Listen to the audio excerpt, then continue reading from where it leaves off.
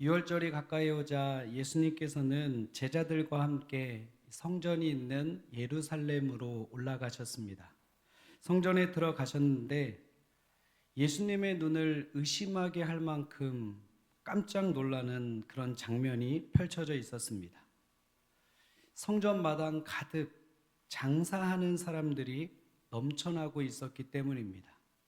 돈 바꾸는 사람들, 소와 양과 비둘기를 파는 사람들, 또 그것을 사려는 사람들까지 이 성전 마당에는 발 디딜 틈이 없을 정도였습니다.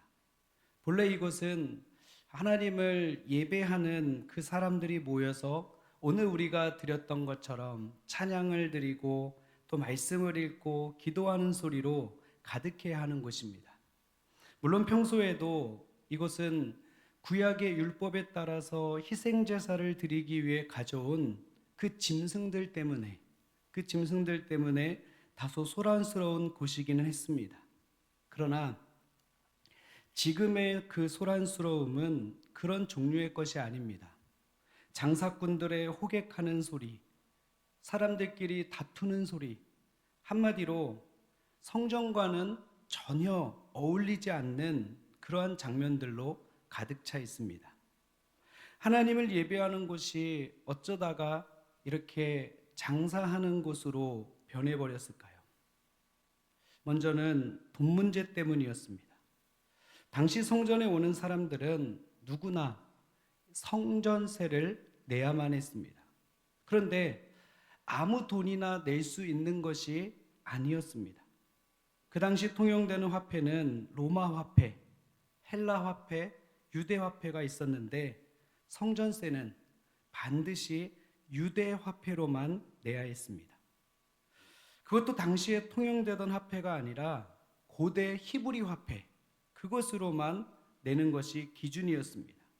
문제는 이 화폐를 구하기가 쉽지 않았다는 겁니다. 그래서 고대 히브리 화폐와 가장 비슷한 두로의 은전이 대신 사용되었습니다. 그런데 이 두로의 은전 역시 쉽게 구할 수 있는 그런 돈이 아니었습니다. 여러분, 그러니 어떻게 되었을까요? 장사하는 사람들이 이 기회를 놓칠 리가 없지요. 성전세를 내려는 사람들에게 편의를 제공한다는 그런 명목으로 돈을 바꾸어주는 그런 장사가 시작된 겁니다. 2에서 4% 정도의 웃돈을 얹어서 이 두로의 은전을 파는 거예요. 굳이 고생해서 은전을 구할 필요 없습니다. 예루살렘에 와서 조금만 더 돈을 내면 간단히 해결됩니다. 이렇게 말하면서 돈을 바꾸어 주는 겁니다. 또 짐승도 마찬가지였습니다. 제사에 쓸 제물은 여러분 어떻습니까? 흠이 없어야 했습니다. 흠이 있으면 제물로 드릴 수가 없었습니다. 그런데 생각해 보십시오. 이 예루살렘 성전으로 오는 사람들은, 이 동원교회에 오는 분들은 동원교회 주변에 계신 분들만이 아닙니다. 멀리 구리서도 오고 태계원에서도 오고 분당에서도 오고 바로 옆에 있는 저희 집에서도 옵니다. 너무 멀어서 저희 집은 차가 안 다녀요. 차를 타고 싶어도 못 타요. 매주 걸어와야 돼요.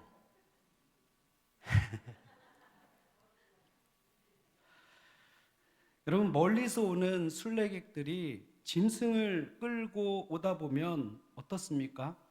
흠이 생길 수밖에 없죠. 여기저기 긁히고 더러워지는 것은 당연한 일입니다. 이건 역시 장사꾼들이 놓칠 리가 없습니다. 멀리서 짐승을 끌고 오느라 고생하지 마십시오. 여기 와서 깨끗한 짐승을 사서 제사 드리면 됩니다. 여러분, 이 말을 들으면 얼마나 편리해졌다는 생각을 하게 됩니까? 이것만 보면 참 좋은 일처럼 보이지 않습니까? 제사를 드리러 오는 사람들에게는 편리하고 장사하는 사람들은 돈을 벌 수 있어서 좋고 제사장들은 흠없는 제물로 제사를 드릴 수 있습니다. 그래서 어쩌면 그 당시 사람들은 이런 말을 했을지도 모릅니다. 세상 참 좋아졌다. 옛날에는 은장 구하랴 짐승 끌고 오랴 고생이 많았는데 이제는 예루살렘에 와서 다 해결되니까 세상 참 좋아졌다.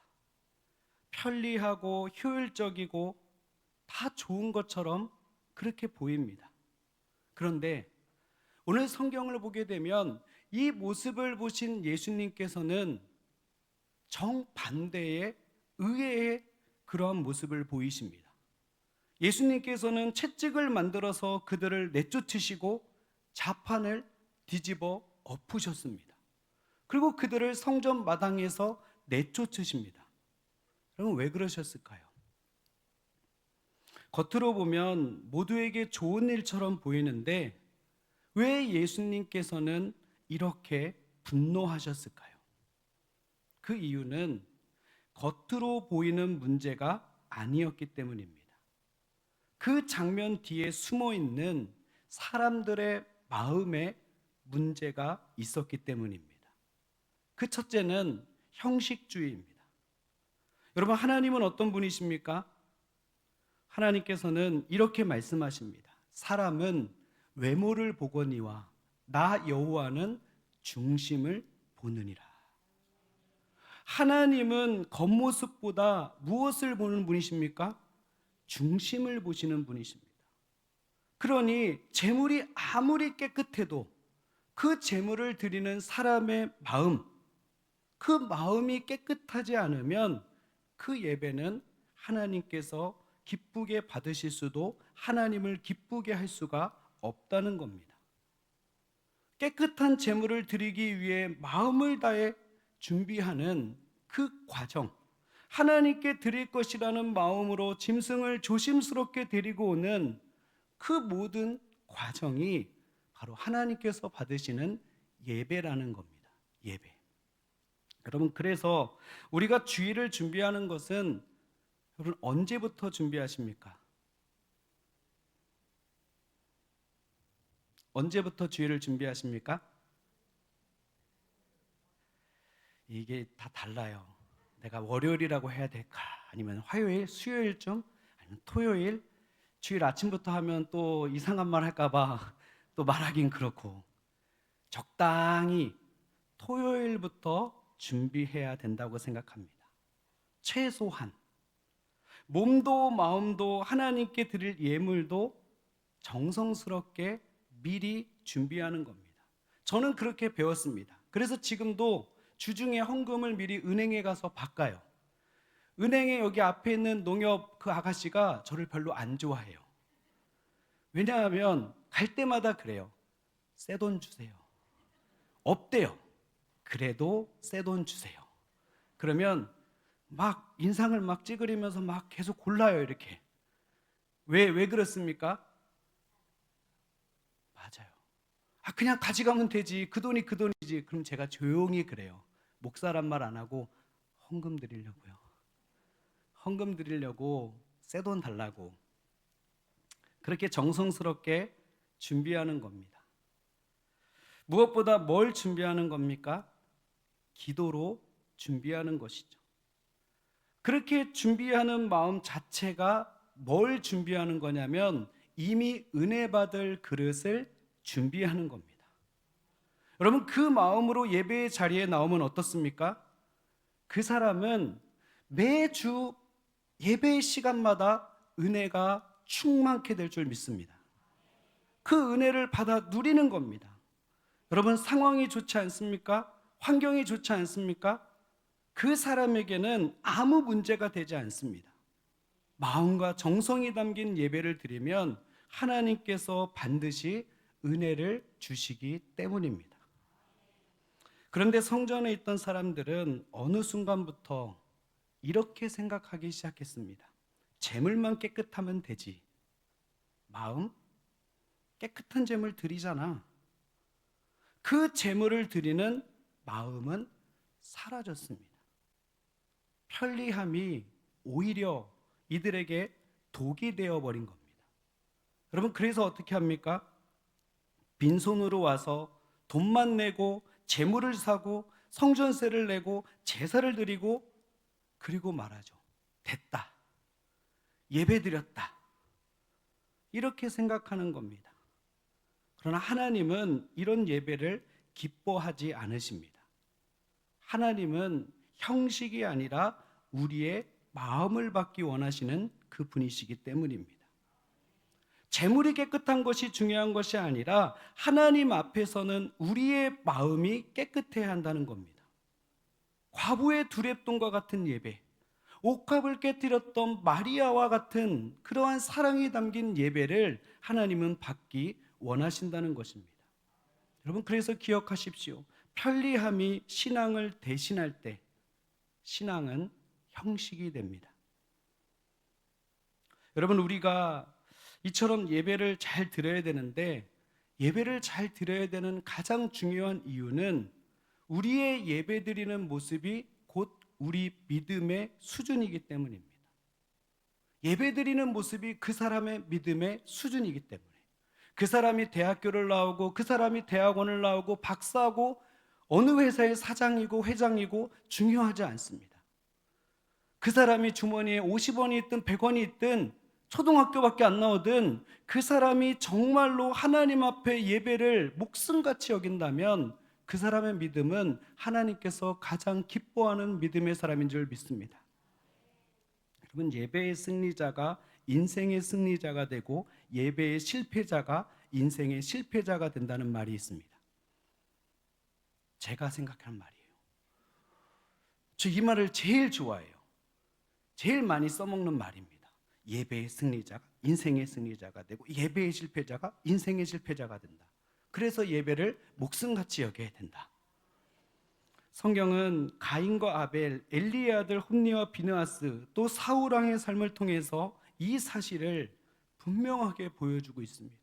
우리 모두가 예배의 승리자가 되시기를 주님의 이름으로 축복합니다. 또 하나의 문제는 상업주의였습니다. 여러분, 이 사람들이 생각해 보십시오. 어떻게 다른 것도 아닌 성전 안에서 이런 장사를 할 수 있었을까요? 제사장의 허락 없이는 불가능한 일이었습니다.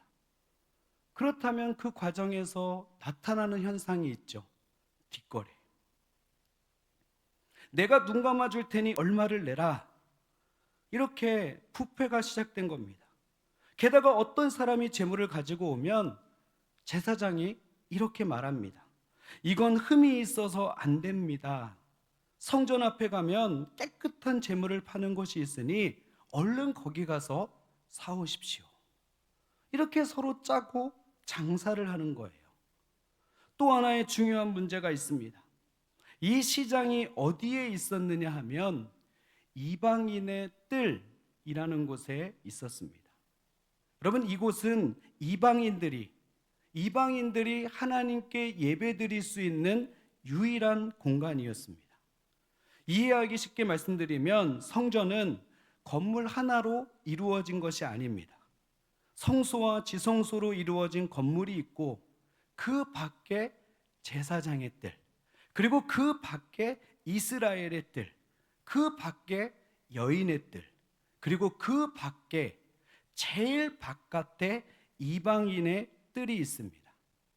그 이름과도 같이 이방인들은 오직 거기서만 예배 드릴 수 있었습니다.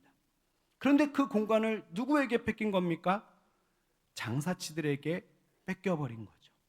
그 공간마저 시장의 공간이 되어버린 겁니다. 결국은 이방인들은 예배를 드릴 기회를 빼앗기게 되었습니다. 여러분, 그러니 그것을 보신 예수님이 가만히 있을 수 있었겠습니까? 그래서 말씀하신 것이죠. 오늘 본문의 말씀처럼 이 성전을 헐라. 여러분, 물론 이 말씀은 우리가 다 알다시피 예수님의 몸을 가리키는 말입니다. 예수님께서 십자가에 달려 죽으시고 사흘 만에 부활하실 그것을 말씀하신 것을 의미합니다. 그러나 동시에 타락한 성전을 헐어버리겠다는 뜻이기도 합니다. 여러분, 이제 이것이 중요합니다. 그 성전이 무엇일까요? 성경은 이렇게 말씀합니다. 너희는 너희가 하나님의 성전인 것과 하나님의 성령이 너희 안에 계시는 것을 알지 못하느냐. 여러분 그렇습니다. 누가 성전이라고요? 바로 내가 성전입니다. 우리가 성전입니다. 성전은 우리가 함께 모여 예배드리고 교제를 나누는 이 공간, 건물로서의 성전이 있습니다. 그리고 또 하나의 성전, 우리의 몸, 다시 말해서 성령이 거하시는 전인 우리의 몸, 우리의 마음도 성전이라고 성경은 말씀합니다. 성령께서 우리 안에 거하시며 우리를 하나님께 속한 사람으로 만들어 가시는 겁니다. 오늘도 성령께서는 우리 안에서 우리를 깨닫게 하시고 또 우리를 책망하시고 우리를 가르치시고 우리를 하나님의 자녀다운 그러한 믿음의 사람으로 만들어가고 있다는 것입니다. 그리고 우리에게 말씀하시죠. 너희 안을 살펴봐라. 너희 안을 살펴봐라. 성전에 어울리지 않는 것이 무엇인지를 보라는 것입니다. 그리고 또 말씀하십니다. 그것이 보이면 버려라. 사랑하는 성도 여러분, 우리는 지금 사순절을 보내고 있습니다. 사순절이 왔다는 것은 또 다른 말로 무슨 말이냐면 봄이 왔다는 뜻입니다. 봄. 여러분, 봄이 오면 하는 것이 있죠. 뭘 합니까? 청소. 오늘 제목이 청소합시다인데 다음 주에 청소할 때 다 나오시기를 바랍니다. 청소하죠. 청소. 집집마다 청소도 하고 또 하나 하는 것이 뭐냐? 옷장 정리. 옷장 정리. 벌써 하신 분도 있고 이제 하실 분도 있는데 겨울옷을 정리하고 봄옷을 꺼내 입어요. 그런데 요즘에는 사람들이 당근으로 옷장 정리를 한대요. 들어보셨어요? 겨울옷을 그냥 옷장에 넣어두고 봄옷을 꺼내고 이렇게 하는 게 아니라 겨울옷은 입었던 겨울옷은 당근에 팔고 그 수익금으로 봄옷을 산다는 거예요. 그래서 봄을 한 철 입고 또 그 옷을 또 당근에 팔아요. 그래서 또 여름옷을 사요. 이렇게 요즘은 그렇게 한다고 합니다. 이 생활의 지혜를 알려드리는 겁니다. 여러분, 봄이 되면 이렇게 옷장을 정리하듯이 제가 아내에게 그랬어요. 내일도 하나 재밌는 얘기를 준비할 거야. 아내가 물어요. 뭔데? 안 가르쳐주지. 이거였어요. 여러분, 봄이 되면 우리가 옷장을 정리하듯이 우리도 우리의 마음을 정리해야 된다는 겁니다. 내 안에 혹시라도 성전된 우리의 삶에 어울리지 않는 것들이 있지는 않은지, 예수님께서 지금 내 마음을 보신다면 혹시라도 채찍을 드시고 뒤집어 엎으실 만한 그러한 것은 없는지 이 사순절을 보내며 우리가 살펴보아야 한다는 겁니다. 1년 12달 살펴볼 수가 없으니 사순절을 정해놓고 이때만이라도 살펴보라고 하시는 거예요. 우리도 우리 속을 들여다보아야 한다는 것이죠. 여러분, 성전은 하나님의 집입니다. 성전에는 성전에 어울리는 것들만 있어야 합니다. 성전에 어울리는 것이 무엇입니까? 예배와 찬양, 기도와 선포되는 말씀, 기쁨과 감사, 사랑과 화평과 용서가 가득해야 합니다. 봉사와 섬김, 가르침, 그리고 사랑의 교제가 있어야 됩니다. 건물로서의 성전에만 이것이 있어야 되는 것이 아니라 우리 마음 안에도 그것이 가득 차야 된다는 것입니다. 여러분, 그 사람은 환경이나 상황이 아무 상관이 없습니다. 토요일, 금요일 예배를 준비하는 그러한 마음으로 그 마음으로 가득 차 있으면 아무리 설교자가 설교를 잘 못할지라도 날마다 은혜를 충만케 받게 되는 것입니다.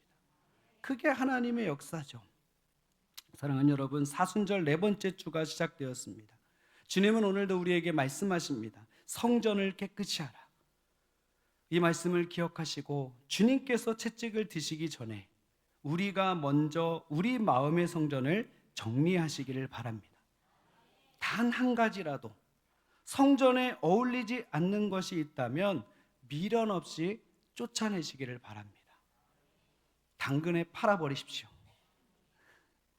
내 마음의 성전을 정리함으로 말미암아 깨끗이 비어진 그 마음을 그냥 두지 마시고 그 마음에 감사와 기쁨과 하나님의 은혜로 가득 채움으로 말미암아 여러분 마음의 성전이 하나님께서 기뻐하시는 그런 복된 성전 다 되시기를 주님의 이름으로 축복합니다.